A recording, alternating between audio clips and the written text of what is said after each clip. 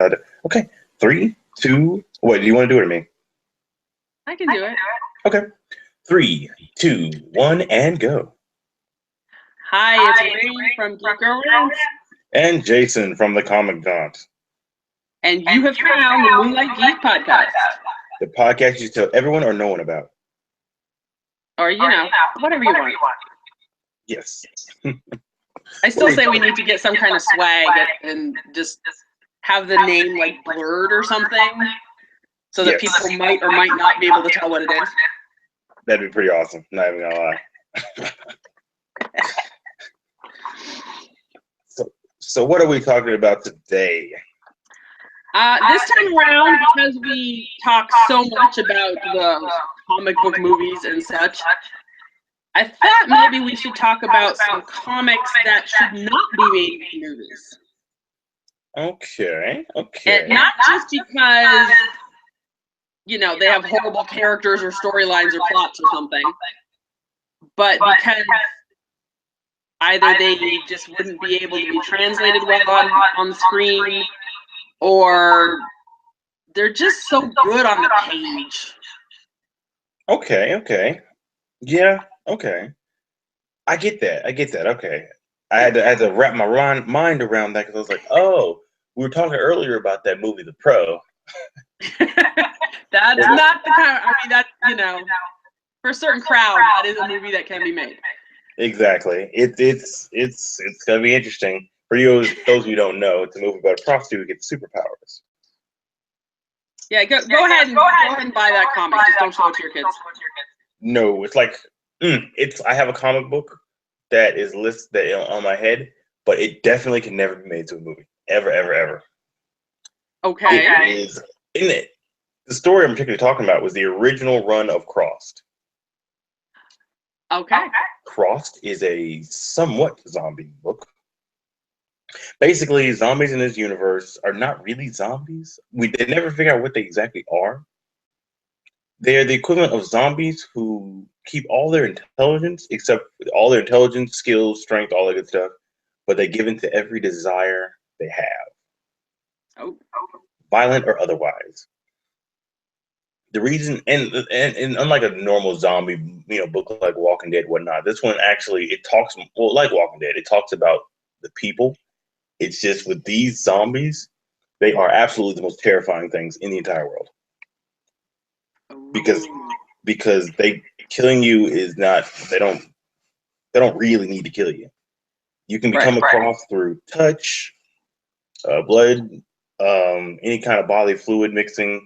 They could actually just sneeze on you. You can turn to one of them. Okay. And it's terrifying. It's terrifying. It's gory. It's graphic. It's got depictions of every horrible thing you can actually think of. It's a great book. It's just it can never, ever be a movie. Ever. Any way, shape, or form. They will. I mark my words, and if I'm wrong, I will eat a shoe. They will never make this a movie. It sounds like it would end up as one of those X-rated Italian horror movies from the 70s. Yeah, because to do it justice, it had to be a snuff film, and that's not. No, it's kind of not allowed. Not allowed. No. Well, one of my picks is a pretty popular one, and I believe you may be a reader of it. Mm-hmm.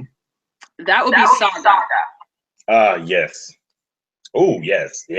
Now, if you don't know the story, it's about warring factions and a man and a woman from each side coming together in almost like a Romeo and Juliet sort of thing, but not really. True. And escaping together, and obviously they've fallen in love, and they have a baby, and they're still on the run. Yes. And yes.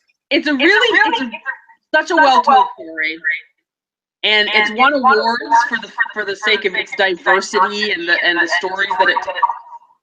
Yeah. But I think trying to put this on screen would ruin it. It's got so many different environments and atmospheres and planets, and it's they go through space and all this, and so many different types of characters that there are some movies that they've had characters, like Guardians of the Galaxy. They have the plethora of characters there. They can actually do it. They can make it look good. Yeah. But that doesn't mean they should do it. Yeah. Because in this sort of instance, the spectacle of seeing all the aliens, etc., would take away from the story, and you wouldn't pay attention to it. True. Because it's in its own universe. Those aliens you run into, they're not as far out because you're immersed in the universe. Like, oh, it's a rat being, or it's a mole, perfectly normal, or the TV guy, perfectly normal. There's a whole civilization of these androids that have TV screens as heads, and it's perfectly normal. It is, and there's a race that has horns on their head. Some are like rams, and others are like bulls or whatever. And then there's Cyclops, and then there's people with wings, kind of like fairies but bigger. And but everyone is just everyone. It's not like the way you get it with some movies where it's surprising to see every different character. True. And I don't know, I feel like the book is so good. It's actually one of those comics that is rare in the sense that it really is a page turner. You really want to advance the story. And I don't know, I think we'd lose that little bit of magic if it was on screen and confined to a movie. True. And the thing is, I'm glad you said that because one of mine is East of West. Okay. East of West can never be a movie for some reason that it's got so much backstory and how the story is told. We're still learning the backstory. And part of its charm is you don't know anything about the universe going into it until in comic book about 17 issues in. Wow. But the story is told so it's got like a Western feel with a futuristic, post-apocalyptic, it's all mixed up in one. It's so rich with story, but it's one of those kind of sort of mysteries. It's like Westworld if they didn't tell you anything until season 2. Oh man. And that's actually that's a pretty good analogy, but that's the problem. It could not be a movie because 3 hours would not be enough to actually tell you anything. Right. Because they would have to rush the plot. One of the reasons they wait so long in the comic to do it is because you need to know each one of these individual characters before you learn what their roles are. And a lot of movies can't do that. They tell you your roles in the beginning, and then you get to know them. You can't do that with this book. It would be another generic cowboy post-apocalyptic movie if you did that. Because it'd be like, oh, well, this person is this person is the High Council, and this is this, and he's fighting to take over the country. Well, okay, that's normal. But in East of West, they'll show you, here's how the government's set up. Here's how these mythological beings are set up. This is how this nation operates, blah, blah, and all these are all leaders of each nation. Oh, by the way, the end of the world is coming, and here's why. And in them telling it in that order, you're like, oh, that's amazing. That's really cool. But if you got in the other order where you're just like, oh, here are the characters, this is them, and this is what they're doing, it would be normal. Right. Storytelling is key to whether or not the story is good. Because some of the worst comic books in the world are told beautifully, and that gives them extra points. Mm-hmm. But no, East of West couldn't. A series, possibly a movie, not a chance. And I think that's the case with a lot of these. They would have potentially they would do better as a TV show because it's the long game. Yes. If it takes until issue 17 to find out what's going on, well, if you have a 20-episode TV show, then you can find out what's going on in due time. Not that you necessarily want to, but I think that's one of the deals with some of the ones that should not be movies because they're just so small. Exactly. When it's on the screen. Like, okay. There are a couple that I think should not have been made into movies that were. Mm-hmm.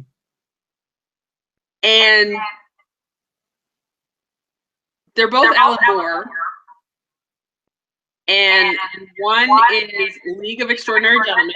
Okay. Because number one, it turned out as a really crappy movie. Yes. And that's proof right there that it should never have become a movie. True. It's a very pretty movie. It has the aesthetic. It's slightly steampunk. Yeah. But I felt stupid coming out of the theater when I went to see that. Oh. And Alan Moore is such an intelligent writer and so dense in his storytelling that just wasn't right. Like, I could understand why he separated himself from that movie. Because if you've ever read League, it has literary characters as the main characters, and they're kind of superheroes in a way. A little more in the sense of spies and that kind of hero. But the books themselves have so many literary references. There are side characters who are side characters in well-known novels, and there are settings, and there are storylines and plot points, like on every single page. Like I got my degree in English, and I still had to look up some of this stuff. So, but when they put that on screen, like, I was excited at first, and then I heard that they added Mark Twain. No, not Mark Twain. His character. What was his name? I know. What was his name? Was it Huck they added? Yes, it was. Okay, that was wrong. Wrong. The whole point, League of Extraordinary Gentlemen is all about these British authors and the classic characters. And they decided to appeal to an American audience, they had to bring him in. Yeah, exactly. To be some cowboy type. That was just wrong. Yeah, it really, really was. And that's the other problem with turning these wonderful works into movies, is they mess with them. Exactly. And the things that you love in the book suddenly don't show up on screen just because they think it'll play better to a wider audience. Yeah. Huh. And that was the big downfall of League, because most people who went to see it were fans of the comics, and it screwed us over. Yeah, it really did. Because it was a really good book. What was your second one? I'm really curious. The second one. The other anime one that never should have become a movie. I'm sure you know what it is. Watchmen. I knew you were gonna say that. Go on. Now, as it was, Watchmen was an okay movie. Yeah. But it wasn't the comic. Yeah. And that's what I think was missing from it. It needed to be more of a series, which of course at the time they weren't really considering comic book TV series. Yeah. But it left so much of the comic out. Like, it had a decent story, and it followed that with the heroes and their downfall, and then basically the end of the world sort of thing. But it lost the depth and the real history that was in the comic. Yeah. And, like, we all know why they couldn't end with that massive octopus or whatever. We know that. But now they could. If they did it now, they could end with that. But I think it just, I don't know. Like, just as a movie, it's an okay movie. Yeah. But it's not a good adaptation of the source material. Okay. I got you on that one. And I know you like the movie. I like the movie for one reason mainly. I am an absolute sucker for quotes. Okay. If I can quote the movie, I you get a point. You get a whole extra point from me. And he did quote a ton of lines from that movie. They were just really good quotes. I know you have me on Facebook. I usually drop quotes 99% of the time. Yeah. I am a quote fanatic. Funny enough, I dropped a quote today on Facebook, and everyone said, "Man, it's an amazing quote you came up with." I was like, I didn't." It's called a quote for a reason. I quote my own writing. When I do, I put a tag at the bottom saying basically I wrote this. But if I don't, I'm taking it from someone else. Right. But that's it. I'm a sucker for quotes. But no, you're right. Adaptation wise, it wasn't great. I enjoyed it for, like I said, I like the cinematography and I love the quotes. Okay.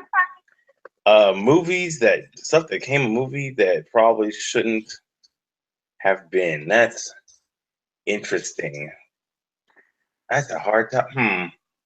There's so many. Well, if you just have another comic that shouldn't be a movie, that's fine. A comic that shouldn't be a movie. I know one comic that definitely should never be a movie. Because it's Postal. Have you read that comic? No. Basically, they live in a. Have you read Think Tank? Yeah. Same universe. Okay. The Think Tank people actually created the premise for Postal. Basically, it's a city called Eden, where all the worst criminals in the world live in Eden. And the city, pretty much, if you're a horrible murderer or whatever, you can go to Eden, where they'll allow you to live a normal life, except for you're governed by the mayor, who's this lady. I don't remember her name, but she has a son who's autistic. And I love how they show him, because a lot of books and whatnot, they show autistic people as, lesser or weaker or whatnot. Mm-hmm. No, he just doesn't understand sarcasm. That's it. He's calculated in everything he does. And I love that about him, because the only time you ever see him confused is when someone uses sarcasm. But other than that, he's like cold and calculated. They had a scene where one of his friends, or somebody he cared about, was talking to him. And he said, "Don't believe that woman who's trying to seduce you. She's trying to control you." And I love his response. He said, I know that. He said, "She's trying to control me just like you are, and so am my mother." He said, "I'm just trying to figure out which one of you, what each one of your plan is, and whichever plan you guys have, which would best turn me into the man that I want to be." Oh. I love that, because he was like, "Yeah, I know you're trying to use me. I'm trying to figure out which one of your plans is best for me." Nice. And I love it because he's the only character in this comic that has never changed his expression. And I love it because he's cold. Like, one of the women who was trying to seduce him, Molly, or no, it wasn't Molly, it was somebody else. He had sex with her, and she said, "Let me out of this cage." And he said, "No." And then she's like, but why not? He was like, "My mother used to tell me a story about how this one hero would keep a monster chained up." He's like, "Well, why?" He's like, "Because the monster would tell him things that no one else would. That's why I keep you around." And I was like, "That's cool." Damn. And then she's like, "But your mother had kept a monster around. That was your father." He's like, "I can be that for you." He said, "No, you can't." She looked at you, and she's like, "Why not?" He's like, "Because my father would not be allowed to be captured."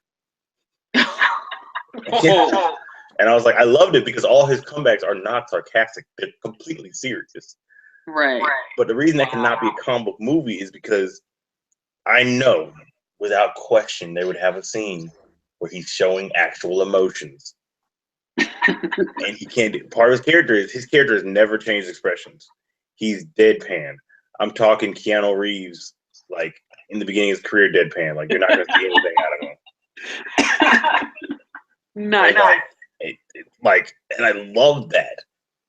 And I'm not a big Keanu Reeves fan, but he would play that character perfectly in that time frame. Perfectly. Nice. But that can never be a movie. Like, the thing is, the plot is simple enough to be. The problem it couldn't be a movie is they would try to make you emphasize with characters, but the point of the book is you can't emphasize any of them because they're all terrible people. Ah, right. Eden is literally made up of the worst people on Earth. And the thing is, as they reveal what everyone's crimes are, you're like, man, I don't want any of these people to make it.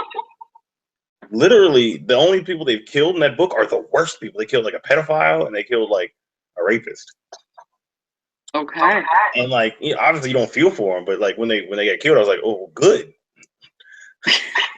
The only innocent person in the entire city of Eden is the main guy because he was born there. And it's crazy because he is so cold and calculated, and I love it.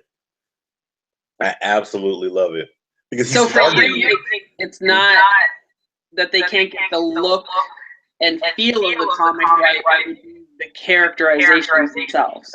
Yes, because they would, to fit the movie format, they without question would have to change it. They would have to change it. The only movie that had deadpan stuff that worked, like on the level of deadpan is required, was Napoleon, and that was deadpan comedy. This is deadpan serious. What about like Usual Suspects? That did pretty good too. The only thing is, again, you can't emphasize with anybody. Right. You remember how when villains used to be not the cool character? Mm-hmm. And they'd make a villain so cool that even though they're doing terrible things, you'd love them. Right. That's every single character in the story. You wouldn't trust any of them with $1 out of your own pocket. But they're so cool. You find those ones you like. Like me personally, I love Molly the best because I don't know what her end game is. And the main guy is like, I don't know what your end game is either, but I'm curious. And I love him. I love this story because you know how you as a reader know, oh, this is happening, this is going to happen, this is going to happen. He always tells somebody, I know you're going to do this, and it's not going to work. When you figure out something's going to happen, he will say what it's going to happen, like the next page, and tell the person that it's not going to work. Wow. And then explain to him why it's not going to work. And it keeps you on your toes. Because I remember my favorite scene. He said, well, what if your father returns? He's like, I have a plan for if my father returns. He was like, how are you going to save the town if your father comes back? He's like, I didn't say that I could save the town and stop him. I just said I could save the town. I said I could just stop him. And I absolutely love that. Because he can't lie. He doesn't understand sarcasm. And he's a master planner. Nice. But they would do it wrong. They would make you emphasize because he's autistic. They would make you emphasize with him and feel for him, but he's not. He's just as cold as every other character in the story. He's just scared. Nice. He's scared because other characters lack emotions. Other characters don't show emotions. He lacks emotions. Right. So that's it. You have one more for us. I have one more that I've enjoyed that I just can't see successfully being made into a movie, and that would be Rat Queen. Yeah. Now, partly it's because of all the fantasy elements that I'm not sure they could properly pull off, because it's not just, it's a completely different world that's very, I don't know, old school Dungeons and Dragons kind of. Okay. And the characters themselves are a lot like that. Like there's elves and kind of orc types and a lot of magic users. And I don't think, first of all, they'd be able to pull off the overall look, plus the fact of the magic being, well, there's different types of magic. There's kind of like the spell magic, there's the religion-based magic. Mm-hmm. There's a few types, and there's also mythical creatures. I think what would bog it down far too much, though, is that this is a band of women basically acting like a band of men. Okay. You know, they get into violent altercations, they break into places, they steal things. they curse, they drink, they black out, they have sex, all of that. Oh. But it's women, and I think I'm not sure that they'd be able to present it properly to get kind of the strong female audience that it deserves. Yeah, okay. While at the same time, not getting all kinds of flack for the representations that they're doing.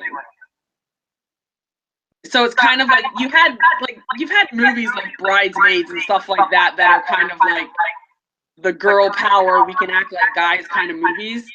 Mm-hmm. They don't have a strong audience. And they're kind of still the stupid comedy sort of thing, so it's people wanting comedy going to this.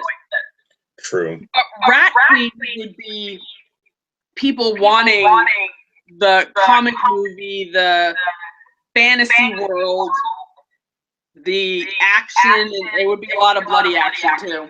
Yeah.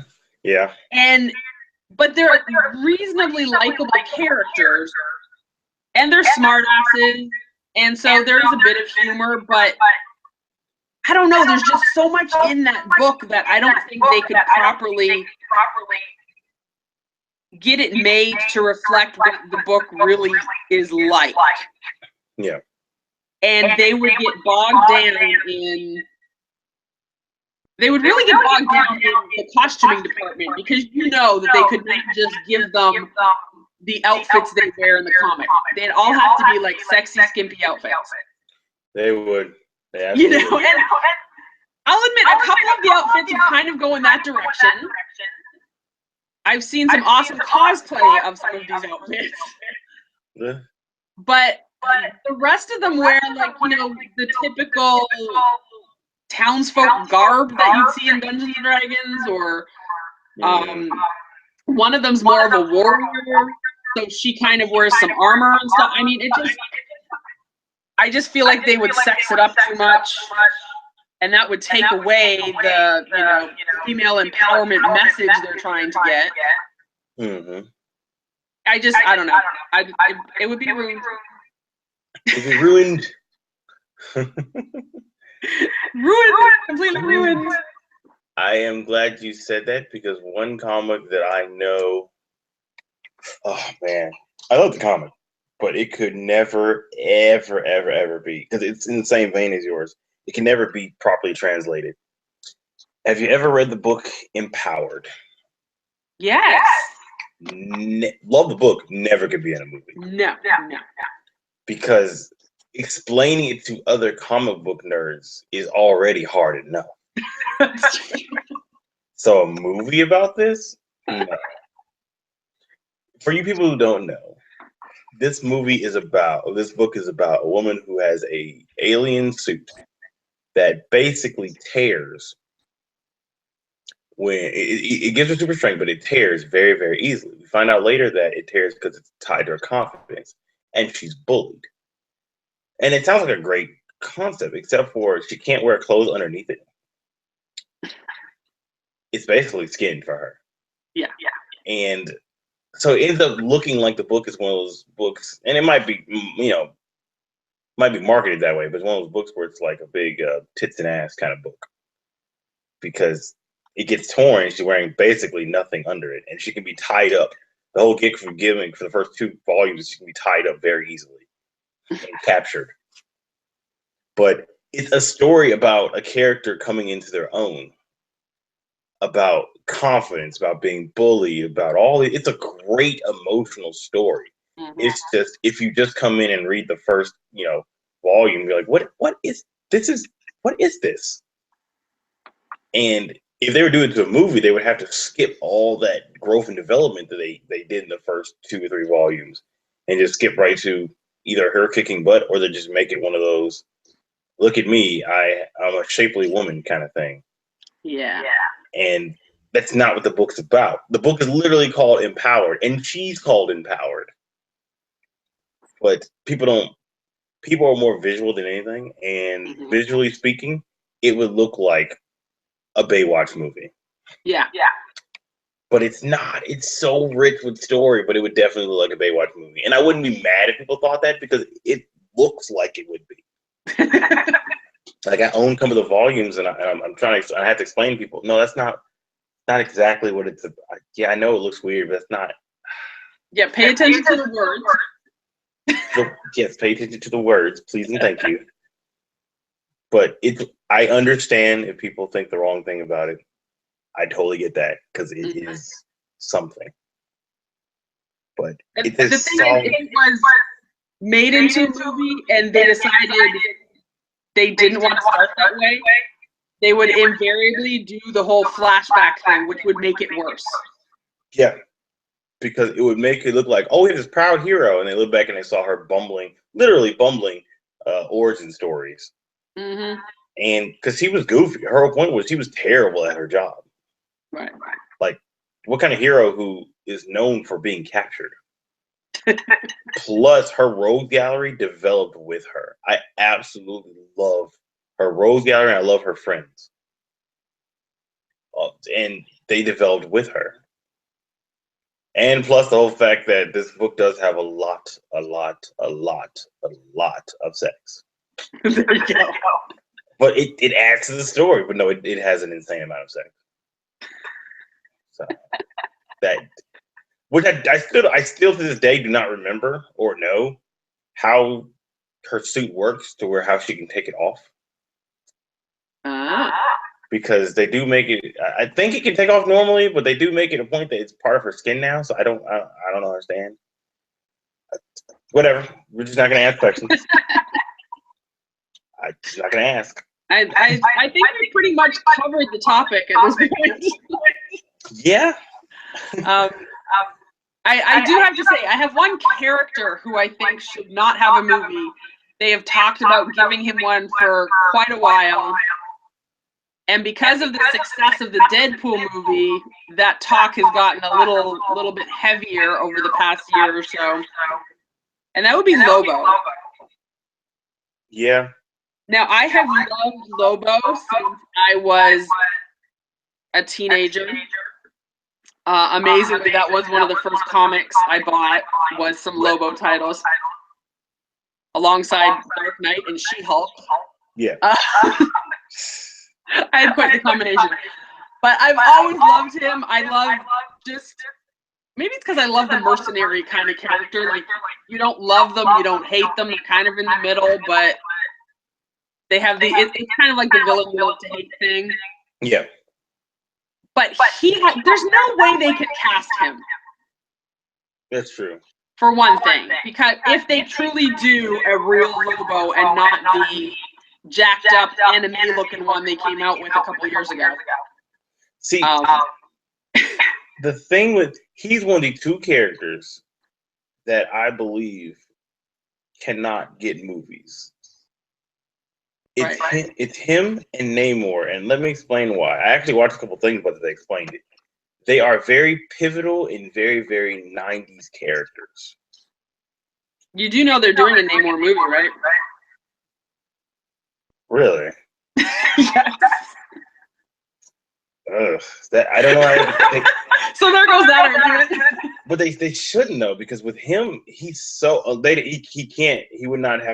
he could not be himself for the main reason that I know Namor has a lot of fans, but he's a support character. He is. That's not knocking him. He's a big Fantastic Four support character, but as a standalone, he's very. And he's a pivotal. My biggest thing is he's a pivotal 90s character. He's shirtless. He mostly appears to have sex with girls. Like, how long was he Sue Richards' thing? He was the pivotal 90s, like Lobo. And the thing is, I like Lobo. I really like Lobo. Mm-hmm. But let's admit that Lobo is, as much as I do like him, he was made to be a character making fun of 90s characters. Yeah, absolutely. So it'd be really hard getting him a movie where people were like, because he is sexist, he has all these other things, and it'd be really hard to get that over nowadays. Right. You would get the hardcore fan base that love him, but I don't think a lot of these newer people would have anything to do with him. No, I don't think so. And Namor would be hard to sell too, for the simple reason that the reason Namor would be hard in the video that I explained, other than how his character works, is you could not make his country unique because we've seen Asgard, right? Mm-hmm. We're about to see Wakanda. What would make Atlantis different? Right. That it would have to be a copy of the other two, which makes him less special. Plus the whole he can't be a mutant thing, he can't be a mutant, and a lot of the things that made him cool back in the day are really average in the movie now. True. With how stacked the Avengers team is now, he wouldn't be a threat to this team. But they could approach it as a villain origin because we haven't had that. We could, but would it take place in the past or right now? Because if it's right now, it'd be. I don't know, because they still have the team is still pretty stacked. Like they could go back to the past. I mean, if you compare it to what DC's done with Wonder Woman. They could do. My thing is, if it could be an origin story in the past and just have him pop up, but he can't. I don't see him still being a villain when he pops in the future. You know what I mean? Like he appears now. Like what they could do is they have it where he's already, not a bad guy now, but the origins of when he was a bad guy, like through flashbacks of that. Because right. My biggest thing now is the Avenger team is so power stacked that he wouldn't stand a chance against them. Right. Like if he were to fight them now, because they've got the Hulk, they've got Thor, they've got Scarlet Witch, they've got a insanely power stacked team. True. Like in the original Avengers movie, I could see him taking it, but now, oh no, he can't take Thor and Hulk, especially with whatever they're doing.